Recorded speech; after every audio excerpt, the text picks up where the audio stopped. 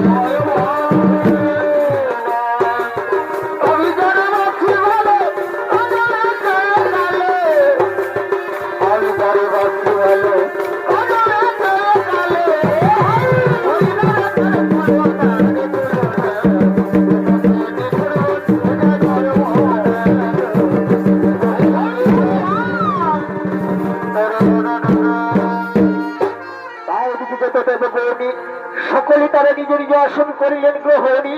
তাই এদিকে দেবরাজ ইন্দ্রমুখ মহামণি দুর্বাসীকে বলছেন, আসুন আসুন মণিবর আসুন, তবে চরণী শতকোটি প্রণাম মণিবর, তবে চরণী শতকোটি প্রণাম। তথাস্তু দেবগণ, দীর্ঘজীবী হও, চির সুখী হও। কিন্তু একই মণিবর, কেন হঠাৎ আমাদের দেব সভাই করেছেন আগমন? শোনো শোনো দেবেন্দ্র, তব চিত্ত বড় উচাটন, তাই আমি মনে মনে করেছি স্থির তোমার এই দেবসভাই নৃত্য গীত দেখে আমার চিত্তকে করিব শান্ত। বেশ ঠিক আছে মণিবরী, আসুন আসুন মণিবরী, আসন করুন গ্রহণী, তবু মনস্কামনা অবশ্যই হইবে।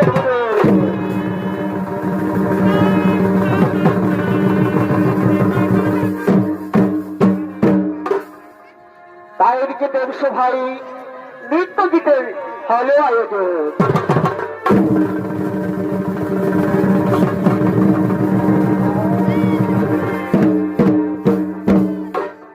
অপায়ে ঘুঘুর বাঁধিয়া বীর নাচে রে, পায়ে ঘুঘুর বাঁধিয়া বীর নাচে রে, নাচে রে বীর নাচে রে, নাচে রে বীর নাচে রে, নাচে রে বীর নাচে রে, নাচে রে বীর নাচে রে, পায়ে ঘুঘুর বাঁধিয়া বীর নাচে রে, পায়ে ঘুঘুর বাঁধিয়া বীর নাচে রে, নাচে রে বীর নাচে রে, নাচে রে বীর নাচে রে।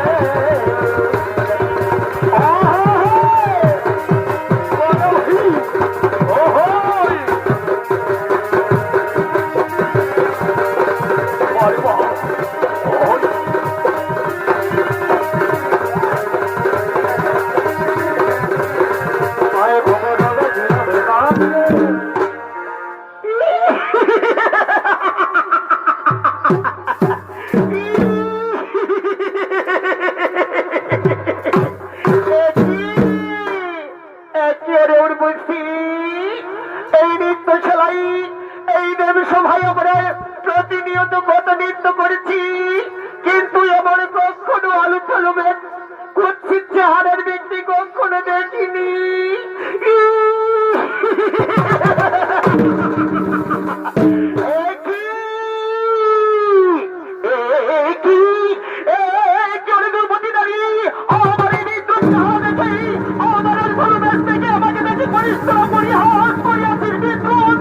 আমি তোদের দিলাম অভিশাপ, রাক্ষস রূপে জন্ম নিবি তোরা।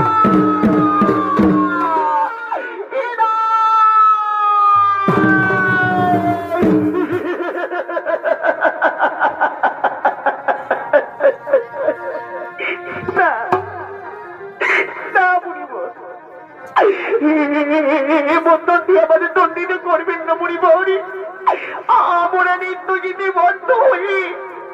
আপনাকে চিনতে পারিনি মুড়িবহরি, আপনাকে চিনতে পারিনি।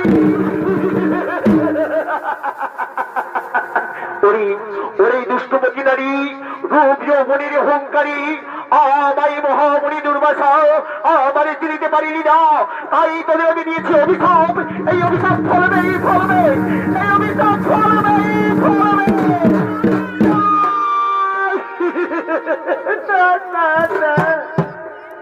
না মুনিবর, ফিরিয়ে নিন আপনার ওই অভিশাপ।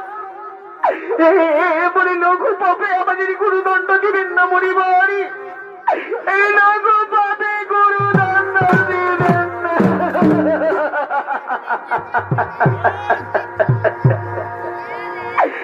এই লঘু পাপে মরে গুরুদণ্ড।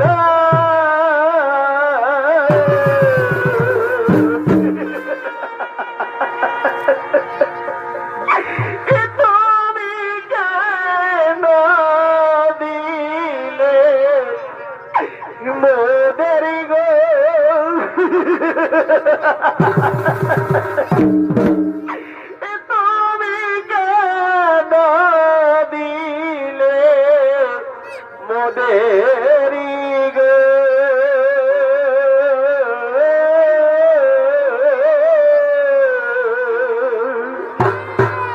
এলো ঘুপাতে ঘুমাতা